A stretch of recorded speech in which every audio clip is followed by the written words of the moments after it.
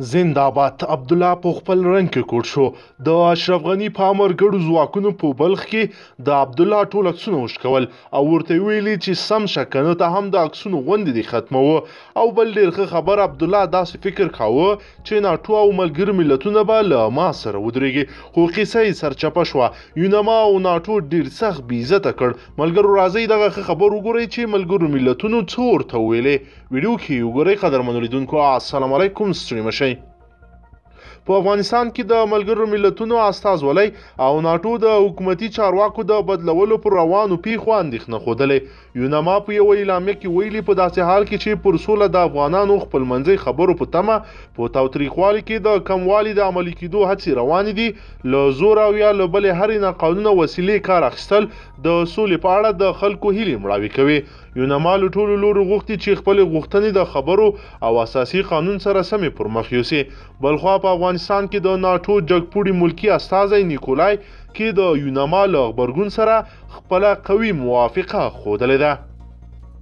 نوموړي پر ټویټر لیکلي، اوس د افغانستان سیاسي مشرانو ته پکار ده چې د سولې بهیر د ملاتړ لپاره سره یو موټی شي. خبرو او همکارۍ ته اړتیا ده، نه یو اړخیز عمل. د سولې لپاره باید دا فرصت له لاسه ونوځي. د 1498 کال د ولسمشریزو ټاکنو نومان عبدالله په مشرۍ د ثبات او همپالنې ټاکنډلې نن د سرپل ولایت لپاره د خپلې ډلې والي او د هغه مرستیال معرفي کړی دی. بلخوا د پنجشیر اوسنی والي په یوه لویه غونډه کې د ثبات او همپالنې له ټاکنډلې خپل ملاتړ اعلان کړ. د ډلې د ټاکنو وروستۍ پایلې چې له مخې ولسمشر محمد اشرف غني بریالی اعلان شوی ونه منلې او ګواښ یې کړی چې خپل حکومت به جوړوي. د ثبات او همپالنې ټاکنډلې ویان فریدون خوځون BBC ته وویل تمه لري چې پر راتلونکي کې نور والیان هم د ځینو ولایتونو لپاره وټاکي او په وینا یې دا بهیر به تر هغې دوام کوي چې عبدالله د لوړې مراسم ترسره کړي. دی وایي د ښاغلي عبدالله د لوړې مراسمو ته چمتووالی روان دی.